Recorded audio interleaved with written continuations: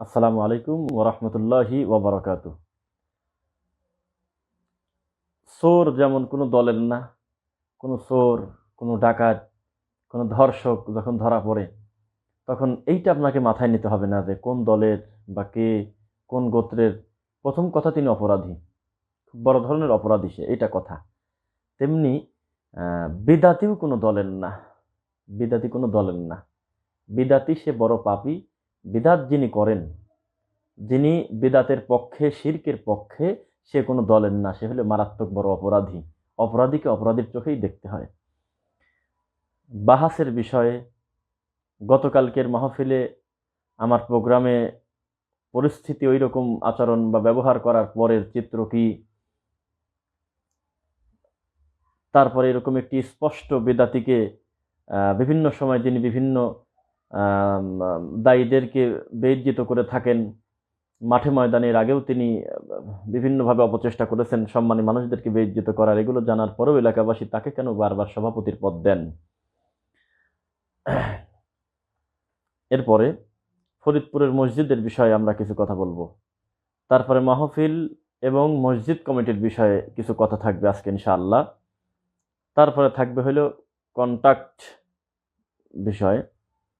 এরপরে থাকবে হলো ডক্টর মুজাফফর বিন মোহসেন হাফিজাহুল্লাহ এবং শেখ আব্দুর রাজ্জাক বিন ইউসুফ ওস্তাদ হাফিজাহুল্লাহ, তাদের বিষয়ে তিনি যে কথা বলেছেন বা যে সমস্ত বিষয় আলোচনা হয়েছে সেগুলো আমরা আপনাদের সামনে উপস্থাপন করবো ইনশাআল্লাহ।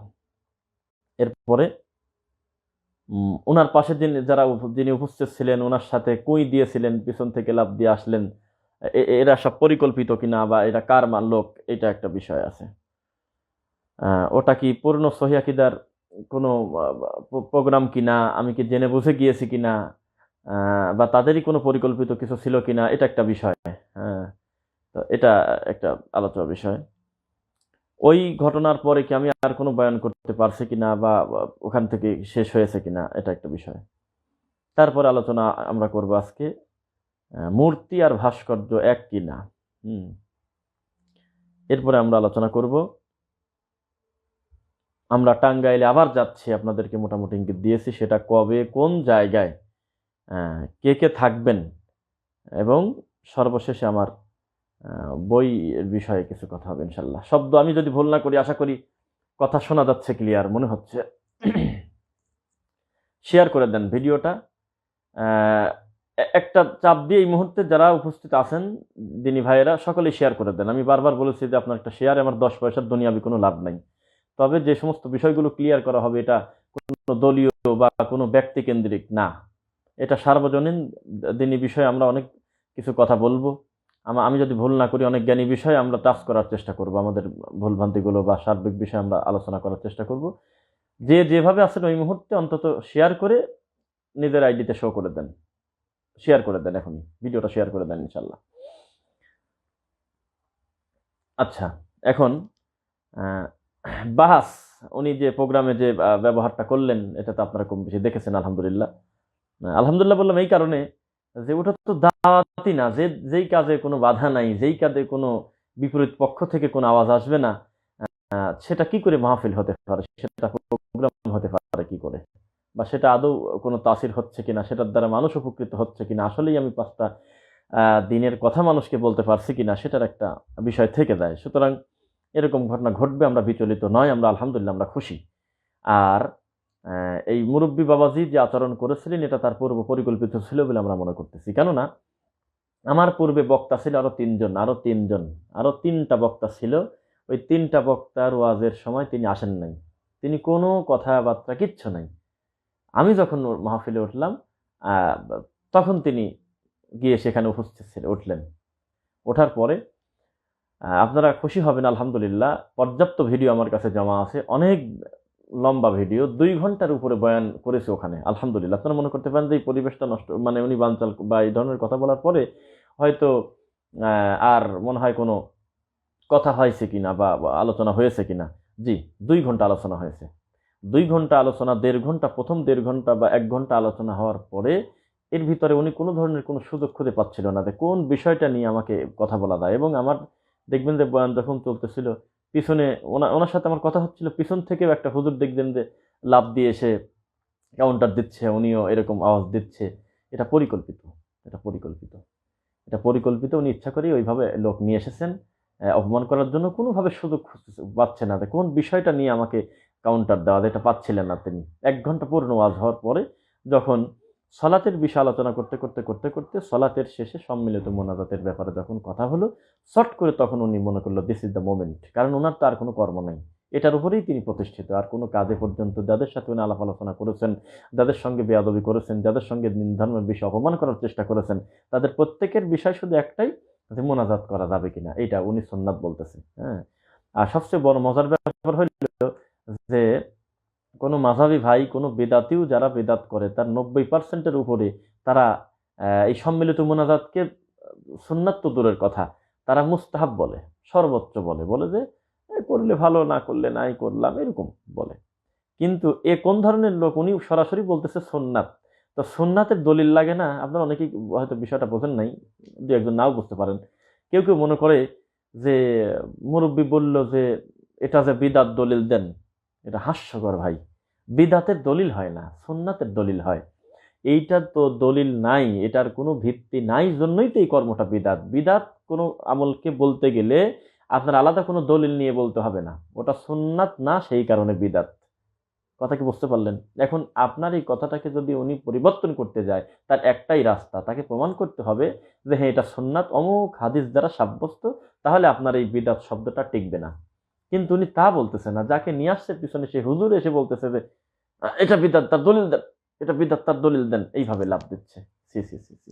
কিছু অংশ আমি কেটে দিয়েছি, কলিজায় লাগে কিছু ব্যথা, তো সেখানে ওইগুলো তুলে দেয়নি। আব্দুর রাজ্জাক বিন ইউসুফ হাফিজাহুল্লাহকে, ডক্টর মসলিউদ্দিন স্যারকে, শেখ আকরামুজ্জামান বিন আব্দুল সালাম মাদানিকে তিনি অকথ্য ভাষায় গালিগালাজ করেছে বা আপত্তিকর কথাবার্তা বলেছে। এই বিষয়গুলো আমি একটু আমার আমার জায়গা থেকে আমি ওই সমস্ত জায়গায় একটু হাইড করেছি আর কি। তো এটাকে আমি কেটে দিয়েছি। যে উনি এ ধরনের শব্দ ব্যবহার করতে পারে, কিন্তু সে শব্দ নিয়ে তো খেলা করা ঠিক নয়। এটা তো তার নোংরামি, তিনি প্রকাশ করেছেন, এটা তো আমাদের উচিত হবে না। বিশ্বাস করেন, উনার সাথে ওই বাগবিতণ্ডা বা উনি আমার সাথে ওই আচরণ করার পরেও আমি 1 ঘন্টার উপরে প্রোগ্রাম করছি, 1 ঘন্টার উপরে, এবং টোটাল ক্লিয়ার আমার কাছে গোটা ভিডিও জমা আছে। ওই একই লোক আমার গোটা বয়ান শুনছে, সুবহানাল্লাহ বলছে, আলহামদুলিল্লাহ বলছে, বাকি সময় বলছে যে ভালোই হচ্ছে, মাঝে মধ্যে উনি আওয়াজ দিয়েছে। ওই লোক, চিন্তা করেন যে কি পরিমাণ পরিকল্পিত হলে, এই কি বিদ্যা নিয়ে গেলে এই কথা বলা যায় যে এটাতে বিদআত, তার দলিল দেন। অনেকেই আপনার মনে করতে পারেন যে এই কথা বললো মুরব্বী, এটা হাস্যকর ভাই। আমি আবার বলতেছি, যেইভাবে আমাদের দেশে আপনি আনাচে কানাচে সারা দুনিয়া যদি ঘোরেন, আপনি কোনো 9 টাকার নোট আপনি পাবেন বলে আমরা মনে করি না। বাংলাদেশে তো কোনোদিনও পাবেন না, নয় 10 টাকা, নয় 5 টাকা, নয় 2 টাকা, এইভাবে পাবেন আপনি। তো যে জিনিস নাই সেই জিনিস আপনার কাছে কেউ চাচ্ছে, এটা হাস্যকর। এই জন্য ওটার কোনো দলিল হয় না। ওখানে কোনো রকম দিন ধর্ম বোঝে এমন ব্যক্তির কাছেও কোনো রকম কোনো বাহাস, কোনো ডেট, কিচ্ছু না। মুখ দিয়ে শুধু বলতে হবে আমি কিছুই জানি না, আমি শুধু মুখ দিয়ে বললাম যে এটা বিদাত। আমার এই কথাটা যদি আপনার মনে হয় যে আমি খারাপ কিছু বললাম, তাহলে আপনি বিপরীতে রাসূল সাল্লাল্লাহু আলাইহি ওয়াসাল্লামের কোনো সুন্নাহ হাদিস আমার সামনে পেশ করেন, তাহলে আমার কথাটা টিকবে না, শেষ। কিন্তু উনি তো আপনার হাদিস নিবে না, বলবে যে রাখো তোমার হাদিস কোরআন। সি সি সি সি। রাখো তোমার হাদিস কোরআন, এই ধরনের কথা যদি মুসলিম বলে তাহলে কি? তো যাই হোক, উনি পরিস্থিতি যখন জটিল করে ফেললেন প্রোগ্রামের পরে, যে সমস্ত দিনী ভাইরা অনেক দূর থেকে এসেছিলেন, বেশ 4-5 কিলো দূর থেকে আমাদের অনেক দিনী ভাই গিয়েছিল সামনে। তো পরিস্থিতি এত জটিল হলো যে আলহামদুলিল্লাহ তারা মোটামুটি একটু পরিবেশ করার চেষ্টা করেছে। এরপরে প্রোগ্রাম শেষ হওয়ার পর কমিটির কাছে আমার ওই সমস্ত দিনী ভাইয়েরা আমাকে আগলে নিয়ে গিয়ে বললেন যে আপনাদের এখানে আমরা ভাইকে রাখতে চাচ্ছি না বা রফিকুল ইসলামকে রাখতে চাচ্ছি না, আমরা তাকে নিয়ে যাব। এরপরে ওখান থেকে আমাকে ওই রাত 12টার সময় আমরা হাঁটতে হাঁটতে আমরা 4 কিলো পথ যাই। তখন রাস্তা দিয়ে হাঁটছি আর আব্দুর রাজ্জাক বিন ইউসুফের কথা মনে হয়েছে, বা কষ্ট অনেকেই করেছে দিনের জন্য আলহামদুলিল্লাহ, যে কোথায় জুতা কোথায় স্যান্ডেল এটা হিসাব করতে পারি নাই। দৌড় এক বাড়িতে আশ্রয় নিয়েছি, এটা তো বাস্তবতা, এটা মাঠ। প্রথম প্রোগ্রামেই এবছরে এরকম হলো, তাতে আমার মনে হচ্ছে যে আলহামদুলিল্লাহ দিনের কিছু কাজ আমি করতে পারবো বলে আমি আশাবাদী। তো এখন ওখানে গেলাম, ওখানে রাত থাকলাম, ফজর সালাত পরে এরপরে মোটামুটি আসলাম। অন্য কোনো সমস্যা হয়নি, হয়তো পরিকল্পনা করে গিয়েছিল, মার হোক বা অপদস্থ হোক। তো উনি গায়ে টাচ করা, মাইক কেড়ে নেওয়া, আর কি হাস্যকর কথা যে আমি তো সভাপতি, আমি তো মাইক কেড়ে নিতেই পারি। কি কি বলবেন? এগুলো আমরা হাসি দিয়ে ওভারকাম করবো, আমরা তো রাগের বদলে রাগ দিয়ে গালি দিয়ে করতে পারি না। যাই হোক, এই বিষয় নিয়ে খুব বেশি লম্বা সময় আমরা কথা বলতেছি, এটা মনে হয় ঠিক হচ্ছে না। তো উনি বাহাসের যে খবরটা, উনি বাহাসের কথা বললেন প্রথমেই। তা আজকে আমি আসরের সালাতের পরে আমি ওনাকে ফোন দিয়েছি এবং জোহরের সালাতের পরে, মোট 2বার ফোন দিয়েছি ইসমাইল সাহেবকে। ইসমাইল সাহেবকে আমি ফোন দিয়েছি। ফোন দেওয়ার পরে শেয়ার করে দেন, ভিডিওটা শেয়ার করে দেন, যে যারাই জয়েন্ট আছেন নিজ দায়িত্বে ভিডিওটা শেয়ার করে দেন, সেটাই সুন্দর হবে আমার মনে হয়। সকলকে ছড়িয়ে দেন এই বাস্তবতাটুকুন। বাহাসের খবরটা এখন আমি বলবো, শেয়ার করে দেন সকলে। তো তারপরে উনি বাহাসের কথা বলার পরে তা উপস্থিত আমি করতে চাইলাম যে দুইজন বৈঠকে যেহেতু একবার আলোচনা হয়ে গেছে, উপস্থিত মাঠ সামনে লোকজন জেনে ফেলছে, এখন আমরা দুইজন উভয় পক্ষ কথা বলি, এটা মানুষ শুনুক। তা উনি রাজি হলেন না। শেষ পর্যন্ত আমি আজকে ওনাকে ফোন দিলাম যে আপনি কি বলেন, আপনি বাহাস করতে চাচ্ছেন, তো বাহাস কি আপনি করতে প্রস্তুত? যদি হয় তাহলে আমরা কথা বলতে চাচ্ছি। তখন উনি আমাকে প্রথমেই বলতেছে যে আপনাকে কালোহা আসতে হবে। শুনছেন কথা? তার মানে ওনার ঘরে বাহাস হবে। তা আমি আর শেখ মুখলেস বিন আরশাদ মাদানী হাফিজাহুল্লাহ, তার সাথে দুইজন আমরা কথা বললাম। বলার পরে বললাম যে কি উনি যা বলে তাই দেখি, রাজি আগে হয় কিনা, রাজি তো অন্তত হোক, তারপরে আমরা যে কোনো জায়গায় উনি ডাকলে আমরা আসি। বললাম যে আপনি কিভাবে বাহাস করতে চাচ্ছেন? বাহাসে কোনো লোক দরকার নেই, শুধু আমরা দুইজন থাকবো, আপনারা দুইজন থাকবেন, গোটা প্রোগ্রামটা ভিডিও হবে। আপনি প্রশাসনিকভাবে একটু সাপোর্টের ব্যবস্থা করলেন, আপনি যেহেতু আপনার ওখানে যেতে চাচ্ছেন। আমরা বলছি কি যে দেখেন আমার বাড়ি সে কত দূরে, মুখলেস সাহেবের বাড়ি অনেক দূরে, আর আপনি তো টাঙ্গাইলের মানুষ। তো টাঙ্গাইল বল্লা, অনেকে চেনেন কিনা বলবেন, বল্লা নামে একটা জায়গা আছে, বল্লা। তো টাঙ্গাইল বল্লা আপনি আসেন, ওই মসজিদে আমরা বসি, এক জায়গায় বসে আমরা বাহাস করি। তো উনি রাজি হচ্ছে না, উনি বলতেছে না যাব না, আমার কালোহা আসতে হবে। তারপরে বললাম যে কালোহা আসতে হবে, ঠিক আছে কোনো অসুবিধা নেই, আপনি প্রশাসনকে ঠিক করেন। পরক্ষণে আমি আসর সালাতের পরে আবার বললাম যে আপনি কি সব ঠিক করতে পারছেন কিনা, নাকি আমরা কোনো ওই করবো, আপনি কোনো ডেট দিচ্ছেন না? তাহলে 28 তারিখ আমাদের একটা প্রোগ্রাম আছে, আমাদের মধুপুর টাঙ্গাইল আমরা আসতেছি, সেখানে আপনি যদি সময় দিতে চান দিনের বেলা, তাহলে আমরা আলোচনা করবো আপনার সাথে খোলা মাঠে, কোনো অসুবিধা নেই। তো তখন তিনি বলতেছে যে না, আমি যেখানে বলবো সেখানে। তারপর উনি কথাটা নরম করতে লাগলেন, কথাটা খুবই নরম হয়ে গেল তার কণ্ঠস্বর। তিনি বলতেছে ওখানে যেতে হয় না। আমি বললাম যে থানায়, থানায় গিয়ে করবো, থানার ভিতরে অন্তত কথা এবং কাজে যাতে অমিল না থাকে, থানার ভিতরে ঢুকে পড়ি আমরা, এই গোটা পরিবেশটা সকলেই দেখুক, আমরা থানার ভিতরে চলে যাব, পুলিশের জিম্মায় চলে যাব, অন্তত আমাদের কেউ যাতে কোনো ডিস্টার্ব না করতে পারে, কোনো কষ্ট বা ভেজাল না হয়। তো তার জবাব দিচ্ছে যে না না না, ওখানে তো সব মাঝহাবি বেদাতি, ওরা তো সবাই হলেও মুনাজাতের পক্ষে, ওখানে আপনারই সমস্যা হবে, বোঝেন না, আপনি করেন, কালোহা আসেন, যেহেতু আহলে হাদিস সমাজ, আপনার পক্ষেরও কিছু লোক থাকবে, মানে মুনাজাতের না করার, সম্মিলিত ফরজ সালাতের পরে আর কি, আর আমার পক্ষেও কিছু লোক আছে, তাহলে দুইজনই আমরা উভয় পক্ষ থেকে আমরা একটা পাবো, সাপোর্ট পাবো। মানে দেখেন আমার প্রতি তার কি দরদটা এখন আবার দেখাচ্ছে। আমি আশ্চর্য হয়ে গেলাম যে এত সুন্দর করে আমাকে বলতেছে না, ওখানে গেলে আপনাদের মান অপমান করতে পারে, আমাকে মান অপমান করতে পারে, আপনি আমার কালোহা আসেন, মানে ঘুরে ফিরে বারবার কালোহা আসেন। হ্যাঁ, তো এইটা উনি আমাকে বললেন। যাই হোক, এটা হলো সর্বশেষ। লাস্টে আমি তাকে বলেছি যে আপনাকে ইচ্ছা মতো সময় দেওয়া হলো, আপনি প্রশাসনকে ব্যবস্থা করেন, ম্যানেজ করেন। উনি বললো যে না, উপজেলা চেয়ারম্যানের সাথে আমার কথা বলে আমি তাদেরকে ব্যবস্থা করব, ব্যবস্থা করার পরে খোলা মাঠে লাখো মানুষের সামনে বাহাস হবে। তা আমি বলছি যে এটা আমাদের থেকে অনুমতি নেওয়ার দরকার নেই, খালি আপনার জায়গা থেকে আপনি চূড়ান্ত হন যে অমুক জায়গায় বসতে হবে, প্রশাসনিকভাবে কোনো বাধা নেই, তাহলে আমরা যে কোনো সময় রেডি আছি, আলহামদুলিল্লাহ সবসময় রেডি আছি। এই পর্যন্ত হলো কথা হয়েছে। এখন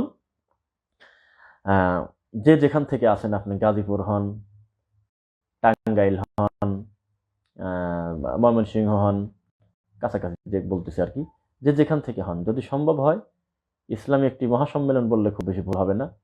সেখানে আমি রয়েছি, মুখলেস বিন আরশাদ মাদানী সাহেব রয়েছে, মোতালেব বিন কি যেন সোলাইমান রয়েছে, এবং আরো অনেক দায়ী আছে আলহামদুলিল্লাহ। সেখানে গুরুত্বপূর্ণ আমরা একটা আলোচনা করব, ভয় আমরা পাচ্ছি না, টাঙ্গাইলেই আবার যাচ্ছি।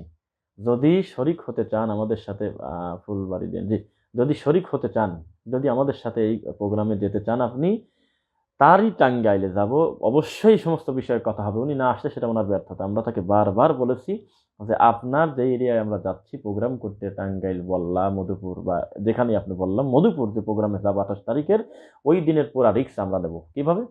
প্রোগ্রামটা যদি তারা সিকিউরিটি দিয়ে অনুমতি নিয়ে আমাদেরকে দিয়ে করতে পারে মাত্র কয়েকদিন পরে, সেই মানুষ আমাদের একসাথে বসে বাহাস তো হবে 10 মিনিট, মনে মনে বললাম যে 3 মিনিটও তো হবে না, 3 মিনিটে সব শেষ করে দেবো ইনশাআল্লাহ। কেননা চুপ করে বসে থাকবার বলবো আমাদের কোনো দলিল নাই, আমরা বলতেছি এটা বিদআত।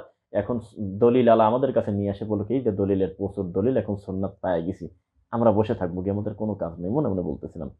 আর ওনাকে বললাম যে সর্বোচ্চ হয়তো আধা ঘন্টা 1 ঘন্টা আমরা কথা বলবো, 1 ঘন্টার জন্য আলাদা কোনো অনুমতির দরকার নাই, যেহেতু ওই দিন প্রোগ্রাম এমনিতেই হচ্ছে, সুন্দর সুস্থ পরিবেশে আমরা করব। উনি যদি এই প্রোগ্রামে সম্মতি হন, আসেন তো আসেন, পরিবেশটা দেখতে পারবেন, যদি নাও আসে তবু আমরা আমাদের জায়গা থেকে যাবই, আমরা গিয়ে আমরা চূড়ান্তভাবে সত্যটা প্রকাশ করে আসবো। এইবার শোনেন, সম্মিলিত মোনাজাতের ব্যাপারে আমরা কথা বলেছি। আমি আজকে লাইভটার পর আগামীকালকে আমি 20 মিনিটের একটা ভিডিও আমার অনেক আগে করা আছে, এটা যারা দেখছেন তারা তো জানেন। ধৈর্য সহকারে আমার 20টা মিনিটের বক্তব্য শুনবেন, তাহলে আপনার এই বিষয়ে আর কোনো বক্তব্য থাকবে না বলে আমি আশাবাদী। কেননা আম, এই মহাদেশের বড় বড় বিদ্বান এবং খুব ফেমাস বিদ্বান এবং হানাফি মাযহাবের প্রতিষ্ঠিত যারা সর্বোচ্চ পর্যায়ের দায়ী ছিলেন, তারা সকলে নিজের হাতে কলমে লিখে গিয়েছে এটা চূড়ান্ত বিদআত, এটা নিকৃষ্ট বিদআত, এটা জঘন্য বিদআত, এটা মিষ্টি বিদআত, বিভিন্নভাবে তারা এটাকে সংজ্ঞায়িত করেছেন। এবং সেটা কোন কোন কিতাবে আছে, কত পৃষ্ঠায় সিরিয়াল করে আমার 20 মিনিটের একটা ভিডিও আছে। ভিডিওটা আমি যদি ভুল না করি প্রায় মিলিয়ন মানুষের কাছে অলরেডি পৌঁছে গেছে। তো আমার মনে হয় যে এটা বিষয়ভিত্তিক কথা রয়েছে, ওইভাবে আমি সাজিয়ে বলতে গেলে ওই রকমভাবে বলতে পারবো কিনা, বা একটা লম্বা সময় হয়ে যাবে একটা লাইভে। তো এটা একটু স্মরণ রাখবেন, আমাকে মনে করাই দিতে পারবেন আর কি। আমি ওই 20 মিনিটের বক্তব্যটা আবার খুঁজে বের করে আমি আবার রিভিউ করে দেব, আমি আরেকবার ওটাকে পোস্ট দিয়ে দেবো। জি, তো ঠিক আছে, আমরা কোনো ব্যক্তির কোনো লোককে আমরা কটাক্ষ করার কোনো প্রয়োজন নেই। আমরা লা বিদাতি, লা শিরকি, লা কুফুরি, আমরা এই সমস্ত শিরক বিদাত কুফুরের বিপক্ষে। আমরা কোনো ব্যক্তির পিছনে পড়ে থাকবে এটা হতে পারে না, দাওয়াতি কাজ আমাদের করতেই হবে। তো সুতরাং যারা মনে করতেছেন বাহাসের জন্য অমুক অমুক অমুক অমুক শায়েককে নিতে হবে, এটা ভালোবাসা, আমিও চাচ্ছি আপনারা ভালোবেসেছেন জন্য কথাগুলো বলতেছেন, কিন্তু প্রয়োজন নাই। আমাদের এত বড় বড় সম্মানী শায়েকগণ, দায়ীগণ, তারা এই সমস্ত প্রতারকদের পিছনে ছুটবে, এটা আমরা মনে করি না, বা এত সময় তাদের দেওয়া ঠিক হবে কিনা। কেননা এ তো মহা কোনো মাসাইল, বিশাল কোনো হালাল হারাম সুন্নাত বিষয় নিয়ে তো, বা ফরজ বিষয় নিয়ে হচ্ছে না। এটা এমনই একটা বিষয় যেটা আপনি খালি হাতে চলে গিয়ে তাকে আপনি প্রমাণ করতে আসতে পারেন যে সে প্রতারক। কেননা এই জিনিসই তো দুনিয়ায় নাই, তাহলে দলিল নিয়ে কি দেওয়ার দরকার আছে, কিতাবতে কি নিয়ে যাব? এই জন্য কোনো অসুবিধা নেই, ইনশাল্লাহ আমরা এ বিষয়ে আমরা সময় দিতে পারবো বলে আমরা আশাবাদী। এখন আমরা দ্বিতীয় পর্বে চলে আসি আলোচনার। তাকে কেন সভাপতি করা হচ্ছে, তাকেই আবার কেন সভাপতি করা হলো? যেই লোক একই মাঠে বা কাছাকাছি জায়গায় গত বছর শায়েখ ডক্টর মুজাফফর বিন মোহসেন হাফিজাহুল্লাহ এবং আহমদুল্লাহ তিসারি হাফিজাহুল্লাহ, এদের এত বড় দামি সম্মানী মানুষদেরকে মানুষের সামনে বেইজ্জত করেছে, সেই লোকটাকে আবার কেন সভাপতি দিলে? একটা কথা থেকে যায়, অবশ্যই কথা থেকে যায়, এটা থেকে যায়। তো তখন এর জবাব হলো যে ওই তো যেমন জাতের মুর্দা তেমন জাতের ইমাম, একটা কথা প্রচলিত ছিল গ্রামে, যেমন জাতের মুর্দা তেমন জাতের ইমাম। মাইয়েত হইল সুদখোর আর ইমাম হইল হারামখোর। দেখেন এখন মিলে গেছে, নেন এখন। একটা লোক রানিং একটা মেহমানকে, একটা বক্তা আলোচনা করতেছে, বক্তার গায়ে টাচ করতেছে, মাইক কেড়ে নিচ্ছে, নোংরা কথাবার্তা বলতেছে, ওই প্রোগ্রামটা যিনি করেছেন আরো তার দায়িত্বশীল আছে, একটা লোকের মাথায় এইটা আসলো না যে এরকম একটা স্পষ্ট বিয়াদবির ব্যাপারে আমরা দুইটা কথা বলি না? ওই ঘাড়ের পর চাপছে ওই প্রতারকই। তো সুতরাং এটা রিয়েলিটি, বান্দা যেরকম চাইবে ওই রকমই তার কপালে জুটবে, এরকমই দেখা যাচ্ছে আর কি। তো এটা উচিত ছিল তাদের জায়গা থেকে একটু আওয়াজ দেওয়াই করা। তো কোনো রকম কোনো না পেয়ে দেখলাম যে বাইরে থেকে যে সমস্ত দিনী ভাইয়েরা সামান্য একটু আগে, আমরা আসরের সময় সম্ভবত পোস্ট দিয়েছি, একটু লেখা দিছি যে অমুক জায়গায় আসতেছি, তাও সে জায়গাও আমি বানান ভুল লিখছি জানি না, শুধু এই লেখা দেখে চলে গেছে তারা, আলহামদুলিল্লাহ, ওই মানে মোবাইল নাম্বারকে বেস করে চলে গেছে কথা বলে। আমি তাদেরকে নিরাপদ মনে করলাম, যারা দূর থেকে গিয়েছে, তাদের সাথে গিয়ে আমি তাদের বাসায় রাত্রি থেকে সকালে ফজর সালাত করে আমি এসেছি, কোনো সমস্যা নেই। এইবার আসেন, আমাদের দেশের মসজিদ এবং মাহফিল কমিটি, এখন তো মাহফিল অলরেডি শুরু হয়ে গেছে, যাবে তা না, হচ্ছে, রানিং প্রোগ্রাম হচ্ছে এখন। আমি তাদের উদ্দেশ্যে বলছি, শোনেন, পাগলামি করবেন না, পাগলামি করবেন না, আমি পরিষ্কার বলতেছি। এখনই সচেতন হন। বক্তা গুরুত্বপূর্ণ আলোচনা করতেছে, আলোচক কোরআন এবং সহিহ হাদিস থেকে আলোচনা করতেছে, প্রত্যেকটা লোক খুশি, সকলেই তৃপ্তি নিয়ে কথাবার্তা শুনতেছে, সুবহানাল্লাহ বলতেছে, অন্তর থেকে ভালোবাসতেছে, কথা কোরআন এবং সহিহ হাদিসের মতো হচ্ছে। পাশে আপনি যাকে সভাপতি করেছেন ও মুচি ও ডোম চামারের মতো বসে আছে, ওর মুখের দিকে তাকানো যাচ্ছে না, ও নাস্তিক, ও মুশরিক, ও মুনাফিক বেশিরভাগ হচ্ছে। এইরকম প্রতারক শ্রেণীকে ডানে বসায় রাখছেন আপনি সভাপতি করে, বামে বসায় রাখছেন আপনি সভাপতি করে, প্রধান করে তাকে বসায় রাখছেন আপনি, আর তার গায়ের সাথে বসে আছে হলে একটা সম্মানী আলেম মানুষ। এটা কেন করলেন আপনি বলেন? এটা কেন করলেন? এটা হলো পরিস্থিতি হচ্ছে আজকাল। টাকার জন্য, 2টা টাকার জন্য সভাপতি করলে ওনাকে 10,000 টাকা দিবে, 20,000 টাকা দিবে, আমাদের সাত করে দেবে, হ্যাঁ আমাদের দরজা করে দেবে, আমাদের এই জিনিসের অভাব আছে উনি করে দেবে, এই লোভে এই সিটার বাটপারকে আপনারা সভাপতি বানান। আপনারা, আমি জানি না, এটা আপনারা তাই করতেছেন। এই কাজ করেন না, খবরদার। এই সমস্ত বাটপারদেরকে আপনি এখানে বসায়েন না। এই যে বসার জায়গায় বসার অধিকার রাখবে ব্যতিক্রম লোক, যে আল্লাহকে চেনে, দিন ধর্ম বোঝে, এই সমস্ত লোক বসাবেন ওখানে। সিটার বাটপার ডেকে নিয়ে এসে সভাপতি করে দিয়ে তাকে বসায় একটা সুন্দর বক্তব্য দিচ্ছে, বক্তব্যের একটা পর্দায় ওই প্রতারক ওই হুজুরকে কাউন্টার দিবে, তাকে খারাপ চোখে দেখবে, নোংরামি কথাবার্তা বলবে। এটা আপনার লজ্জা করে না? এটা পরিস্থিতি জটিল হয়ে গেল না?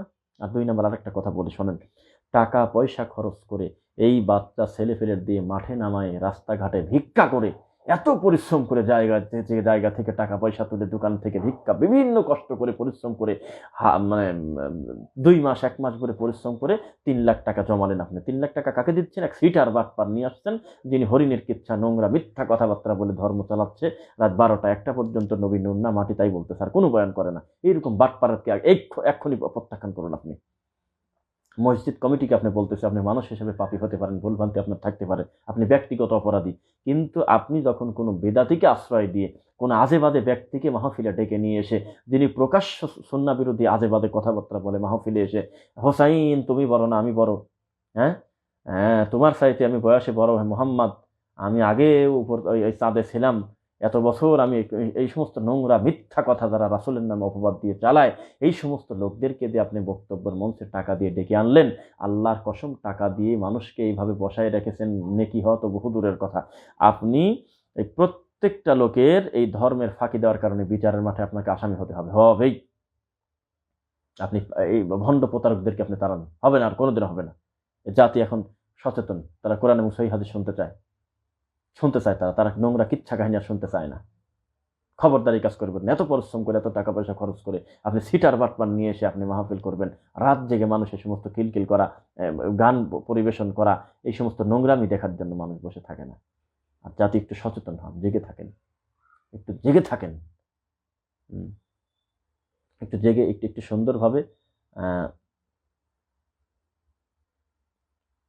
সুন্দরভাবে পরিবেশটা ভালো করে কোরআন এবং সহিহ হাদিসের দার্স কিভাবে, শিক্ষা, দিনী বিষয়, 5টা অজানা জিনিস মানুষকে কিভাবে জানানো যায় সেই চেষ্টা করেন।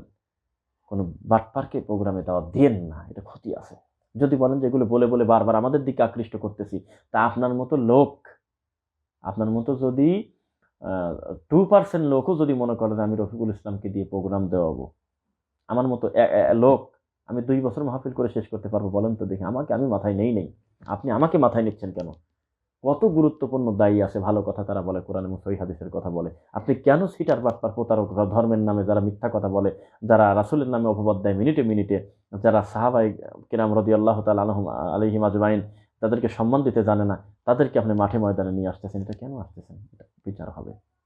নিজের পাপ এক, কিন্তু অন্যকে পাপের সহযোগিতা করা, পাপের রাস্তা খুলে দেওয়ার পাপ আবার আর এক। সাদাকা জারিয়া শুনেছেন? তেমনি পাপেরও জারিয়া আছে, গুনাহে জারিয়া, ওটা চলমান গুনাহ থাকবে। এটার ব্যাপারে আপনি সচেতন হবেন ইনশাআল্লাহ। একটা লাইভে আসলে অনেক কথা বলা খুব জটিল, আমরা কিছু বিষয় আমরা একটু শক্ত মনে হচ্ছে, কিছু করার নেই, কথা তো বলতে হবে। আমরা ঘরে এক বাইরে একটা, আমরা পারি না।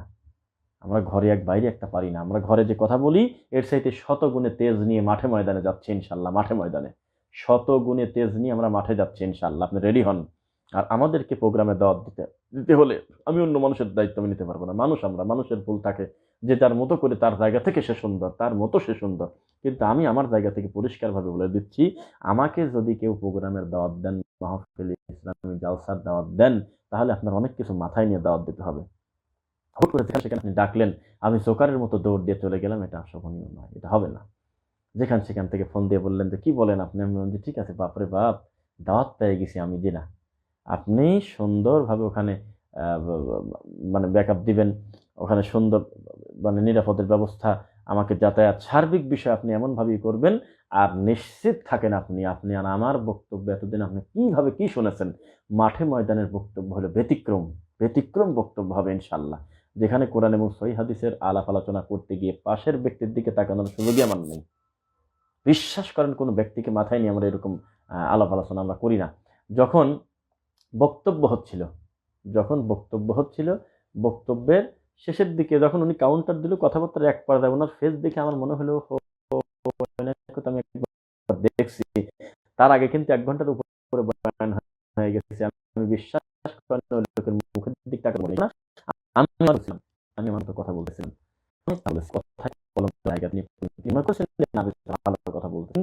যখনই ওই যে তার যতটুকু জানা আছে, যেইটুকুনের অপব্যাখ্যার ক্ষমতা তার আছে বলে সে মনে করতেছে, ওইটুকুনের কথা পায়ে গেছি সুযোগ, এটা সবার। আচ্ছা যাই হোক, হাস্য কথা, হতে আর মাইক কেড়ে নেবই, কথা কি পরিমাণ বিদ্যা নিয়ে তিনি ঝগড়াঝাটি মানুষের সামনে করতে চায়, এটা একটা অন্যায়। যাই হোক, আল্লাহ তাকে হেদায়েত দিন। ফরিদপুরের মসজিদের বিষয়ে আসলে আমাদের কিছু বলার আছে, আমরা বলতেছি অনেক সময়, তবু আমরা বলবো। আপনারা পার্সোনালি যদি আমার সাথে একটু যোগাযোগ করতে পারেন, কোনো অর্থ সম্পদ নিয়ে না, আপনি আপনার জায়গা থেকে করবেন, আপনার গতিতে আপনি গিয়ে সেখানে সামনাসামনি ফেস হবেন। কিন্তু ঢাকা থেকে একটি কাফেলা নিয়ে আমার মনে হয় আমাদের যাওয়া উচিত। যদিও আমি একটু ব্যস্ততার ভিতরে, এটা তো জানেন, জায়গাটা সামনে আনতে চাচ্ছি না, একটু সময় দেওয়া উচিত বলে আমরা মনে করতেছি। এই সমস্ত মাজলুমদের কাছে যাওয়া উচিত, এই সমস্ত বিষয়ে একটু খেয়াল রাখা লাগবে ইনশাল্লাহ।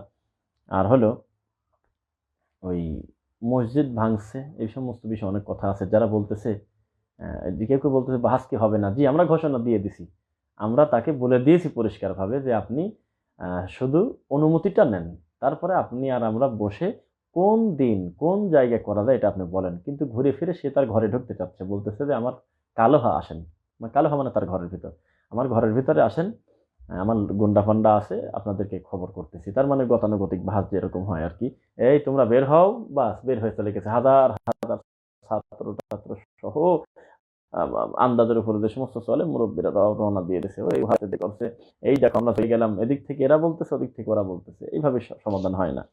তো এই জন্য ওনাকে বলছে যে থানার ভিতরে আসেন, অথবা বল্লাতে প্রকাশ্য খোলা মাঠে আসেন, এটা বলছি। এখন উনি আমাদের প্রস্তাবে রাজি হবেন কি হবেন না, উনি পরবর্তীতে জানাতে চেয়েছেন, সেটাই সুন্দর হবে। আর আমাদের প্রতিটা কথা রেকর্ড আছে, কি কি কথা হয়েছে রেকর্ড আছে, কোনো ধোকা খাওয়ার কোনো সুযোগ নেই। প্রয়োজনে আমরা সেগুলো আপনাদের সামনে শো করবো ইনশাআল্লাহ। সাউন্ড প্রবলেম, বুঝতে পারলাম না।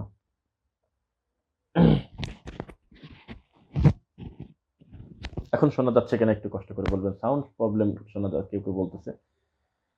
আচ্ছা, আমরা একটা ঘোষণা দিয়ে দেবো যে আমরা ঢাকা থেকে, আমরা অমুক জায়গা থেকে রওনা দেবো, আমাদের দিনী ভাইয়েরা সেভাবে আমার মনে হয় শরীক হবেন, সেটাই সুন্দর। অনেক অনেক কথা বলতেছেন, এগুলো আমরা ইনশাল্লাহ পরবর্তীতে আলোচনা করব। 28 তারিখ মধুপুর টাঙ্গাইল, এটা পোস্ট দিয়ে দেবো, ওরা ব্যানারও পাঠিয়ে দিয়েছে আমার কাছে, কালকে পরশু দিনে হয়তো আমি দিয়ে দেবো, পোস্ট দিয়ে দেবো যে প্রোগ্রামটা কোথায়, কোন জায়গায়, এবং তাদের নাম্বার সহ ওখানে শো করব।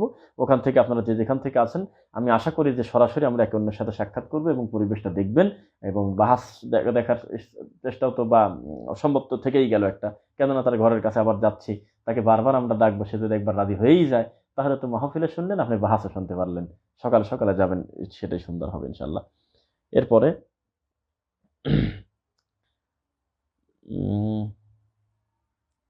মূর্তি আর ভাস্কর্য এক কিনা, ভ্যারাইটিস হুজুর, ভ্যারাইটিস, কষ্ট নিয়ে কথা বলি, ভ্যারাইটিস এ দেশে সব হয়।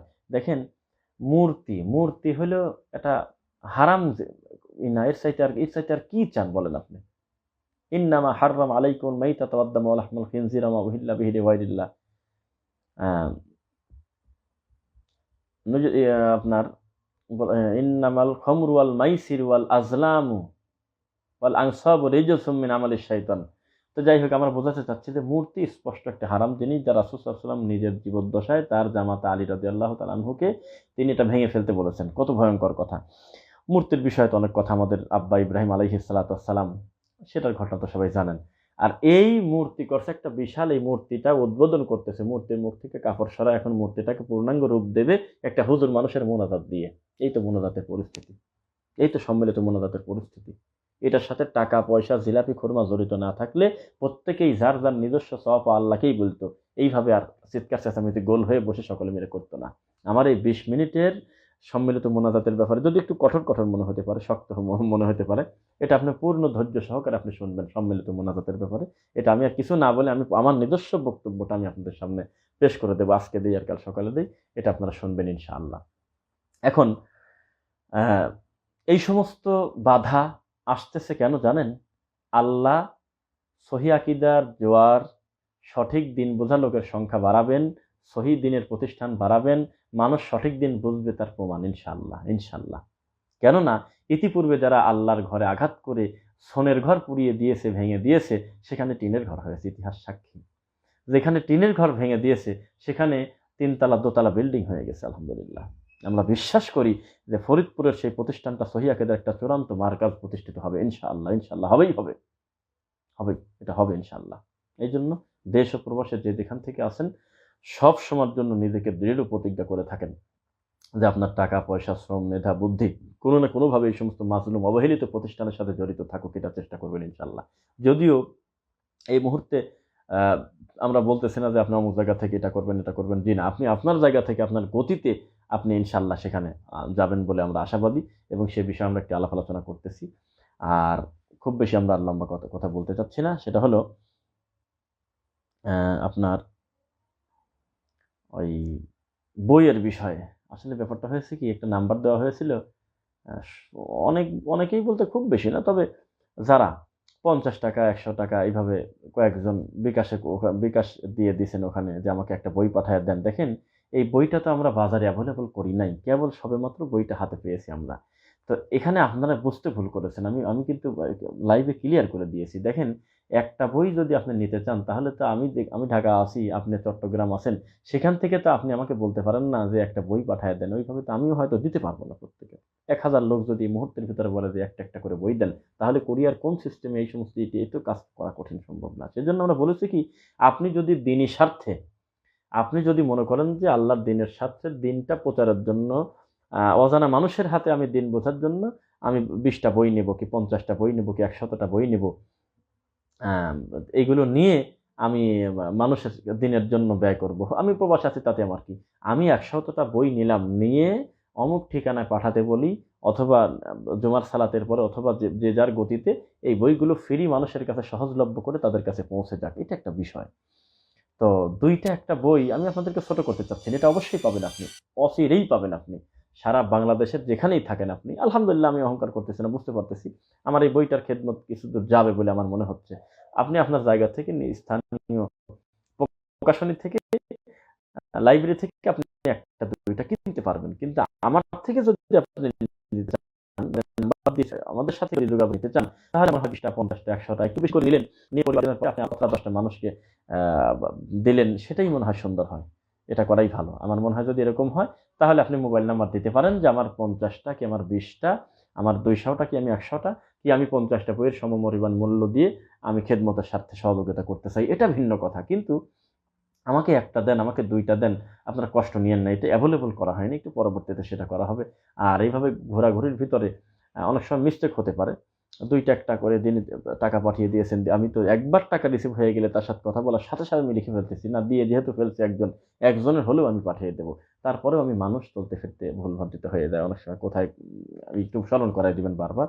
স্মরণ করার জন্য পার্সোনাল মেসেঞ্জার, মোবাইল নাম্বার, বহু অপশন আছে, বহু অপশন আছে, বহু খাত আছে। যাই হোক, সর্বশেষে আমরা বলতে চাচ্ছি, সর্বশেষে আমরা যেটা বলতে চাচ্ছি এখন, আমরা খুব বেশি আমরা এটাকে আর কন্টিনিউ আমরা করতে চাচ্ছি না লাইফটা। তো যাই হোক,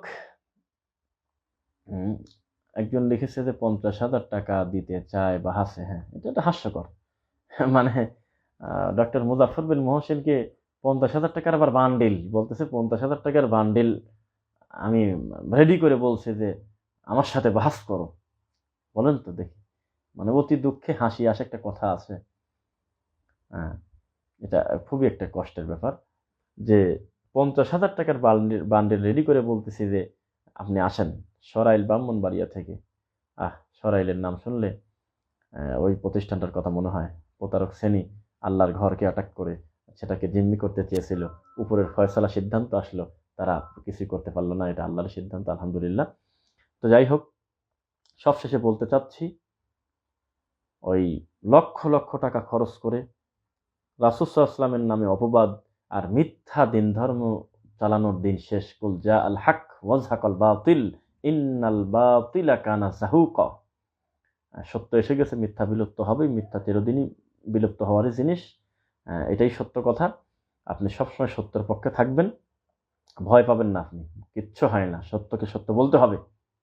আমরা তো ঘোষণা দিয়ে গেছি যে আমরা ঠান্ডা হুজুর না। আপনি আমাদের মতো করেই আপনাকে পেতে হবে। আমাকে প্রোগ্রামে নিয়ে, আমার কথা বলতেছি, আমাকে কোনো প্রোগ্রামে নিয়ে আপনি এই কথা বলতে পারবেন না যে ওই কি বলে, আপনি এটা করেন, আপনি অমুক বিষয়ে এটা করেন, এটা একটু নরম করে বলেন, এটা দেখেন তো এইভাবে চলে, এই সমস্ত নোংরা কথা আমাদের কাছে বলে কোনো লাভ হবে না। আমরা যাব আমাদের গতিতে। আমাকে নিয়ে যিনি প্রোগ্রাম করবেন বা যিনি মাহফিল করবেন, যদি আল্লাহ কবুল করে, এইটা আপনার মাথায় থাকা যাবে না যে আপনার কথা মতন আপনার শেখানো বলি আমি ওখানে গিয়ে বলবো। এটা আমরা বলবো না, এটা আমরা বলবো না। সুতরাং সবসময় মনে রাখবেন, সত্যের পক্ষে সারা জীবন একটি বিশেষ দল থাকবে। এখানে আমরা হাদিস কোরআন নিয়ে খুব বেশি কোনো আলোচনা আমরা করলাম না। আমরা একে অন্যের সাথে কিছু বিষয় আমরা শেয়ার করলাম, কথাবার্তা বললাম, প্রশ্নোত্তর পর্বও না, বিষয়ভিত্তিক কোনো আলোচনাও না। শুধু আমরা এক জায়গায় একসাথে আমরা হলাম। আবার সেই ফরিদপুরের মসজিদটার ব্যাপারে আমাদের খুবই ব্যথা লেগেছে, আমাদের শরীরে রক্তক্ষরণ হয়েছে। ম্যাকরু রাসূল সাল্লাল্লাহু আলাইহি ওয়াসাল্লামকে অপমান করার পর কলিজা যেভাবে ছিঁড়ে গেছে সারা বিশ্ববাসীর, মুসলিমের, ঠিক তার চাইতে কম না আল্লাহর ঘরে যারা আঘাত করে আল্লাহর ঘরের টিন খসায় নিয়ে মগ বালতি পর্যন্ত চুরি করে নিয়ে গেছে। এই বদনাও চুরি করছে, এই সিটার বদনা পর্যন্ত চুরি করে নিয়ে চলে গেছে আল্লাহর ঘরে। এটা খুবই কষ্টের ব্যাপার। বলতেছে যে আপনি কোথায় থাকেন অনেকেই, আমি এক্সাক্ট আমার লোকেশনটা হয়তো আমি না বলি, ঢাকাতে আছি, ঢাকাতে। জি ঠিক আছে, ইনশাল্লাহ আমরা খুব বিষয়ে কথা লম্বা করতে চাচ্ছি না। ইনশাল্লাহ আমাদের কাছে পর্যাপ্ত ভিডিও জমা আছে। আপনাদেরকে প্রতিনিয়ত আমরা কিছু বক্তব্য প্রতিদিন ইনশাল্লাহ দিতে পারবো বলে আমরা আশাবাদী। দেশ এবং প্রবাস থেকে লম্বা সময় মোটামুটি যারা ধৈর্য সহকারে আমার এই বক্তব্যটা শুনলেন এবং এখনো যারা শেয়ার করেন, শেয়ারটা করে দেন, এখনো পর্যন্ত দিনী ভাইদের কাছে চলে যাক। অনেক বিষয় আমরা কথা বলেছি, আসলে বিষয়টা এলোপাথারি হয়ে গেছে, অনেক বিষয় আমরা করে বলেছি। তা আমার জন্য দোয়া করবেন, দিনের পথে যাতে চূড়ান্তভাবে অবিচল থাকতে পারি ইনশাআল্লাহ। এই মাঠে কোনো দাদা হুজুর, কাকা হুজুর, রাজখেনে হুজুর, এখানে আর নোংরা জিনিস চলবে না। সময় এসে গেছে, কোরআন এবং সহিহ হাদিসের রাজত্ব হবে ইনশাআল্লাহ। কোনো কথা নেই। সর্বশেষ একটি কথা বলি, যারা বারবার কথায় কথায় বলতেছেন অমুক মসজিদে আহলে হাদিস মসজিদ, তাই পোড়ায় দেশে, কথাটা অসুন্দর। অমুক মসজিদে কোরআন এবং সহিহ হাদিসের আমল হয়, সত্য কথা বলে, তাই পোড়ায় দেশে। আপনি জানেন খবর নাকি? সিলেট আর তাকওয়া মসজিদ সারা বাংলাদেশের সহিহ আকীদার অন্যতম প্ল্যাটফর্ম, সেটা আলহামদুলিল্লাহ আপনি গেলে বুঝতে পারবেন। সেই প্রতিষ্ঠানের নাম হলো মসজিদ আর তাকওয়া, সেটা কিন্তু আহলে হাদিস মসজিদ না। আর আজকে যেমন বুঝতে পারতেছেন, এই প্রতিষ্ঠান যেদিন গড়ে সেই দিন তো আর এত বেশি দাওয়াতি কর্ম, এত কিছু আপনি বুঝতে পারেন নাই। আপনি খালি শুনছেন না ওরা মনে হয় সঠিক আমল করবে, সহিহ আকীদার, এই ভয়তে আপনি কি করছেন, আল্লাহর ঘর বলছেন যে ভেঙে নদীতে ভাসায় দেব। বুঝতে পারেন নাই, সিদ্ধান্ত আল্লাহর। সেটা কি হয়েছে এখন দেখেন। মাত্র 2 বছর আগে ভোলার মসজিদ পুড়িয়ে দিয়েছেন আপনারা, বলেছেন যে আহলে হাদিস মসজিদ। জি না, ওটা তো মসজিদ আল ফুরকান ছিল নাম, এটা আহলে মসজিদ না। ব্রাহ্মণবাড়িয়া সরাইল যে মসজিদটা আপনি দখল করতে চেয়েছিলেন অপচেষ্টা, ওটা তো আহলে হাদিস মসজিদ না। আহলে হাদিস মসজিদ না, ওটা একটা নামের মসজিদ। দেখেন আপনি,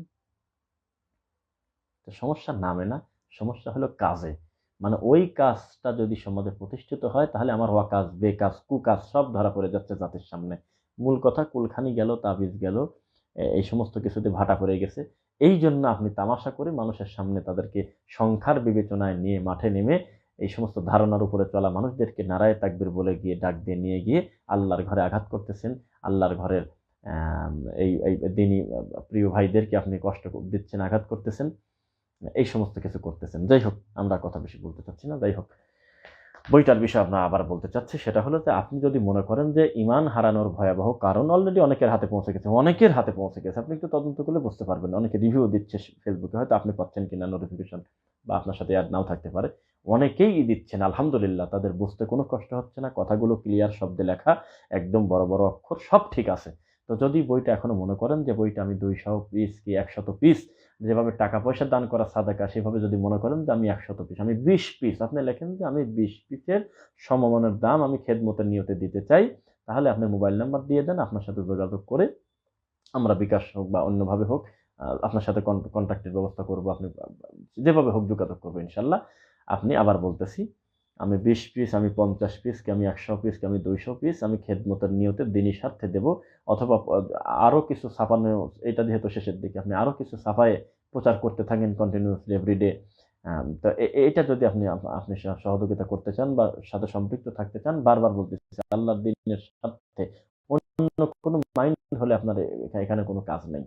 আল্লাহর দ্বীনের সাথে হলে আপনি সহযোগিতা করবেন। এই জন্য 20টা এই আমার মোবাইল নাম্বার, আমার 30টা এই হলে আমার মোবাইল নাম্বার, আমার 100টা আমি আমার মোবাইল নাম্বার। যদি প্রবাসী হয়ে থাকে তাহলে আপনি হয়তো ইমো বা হোয়াটসঅ্যাপ এরকম কোনো নাম্বার দিলেন, সহজে যাতে আপনার সাথে যোগাযোগ করা যায়। আর আপনি তো কোনোভাবে আমাদের সাথে মেসেঞ্জারে যোগাযোগ করতে পারলে তো হলোই। আমরা খুব বেশি কথা বলছি না, জানাবো না, সকল আল্লাহ আমরা কোরআন সহিহ হাদিস নিজে মানতেছি, মানার চেষ্টা করতেছি, অপরকে বলার চেষ্টা করতেছি, তাদেরকে তুমি বিদআত, শিরক এবং কুফরের ভয়াবহতা থেকে তুমি আমাদেরকে রক্ষা করো আল্লাহ। সরল মনা মুসলিম দিনী ভাই বোনদেরকে এই সমস্ত প্রতারক থেকে, যারা দিন ধর্ম নিয়ে সিনিমিনি খেলে, তোমার রাসূল সাল্লাল্লাহু আলাইহি ওয়াসাল্লামকে অপমান করে, বেইজ্জত করে, তার দিনটাকে চূড়ান্ত মনে করে না। এই বইটার নাম হলো ঈমান হারানোর ভয়াবহ কারণ।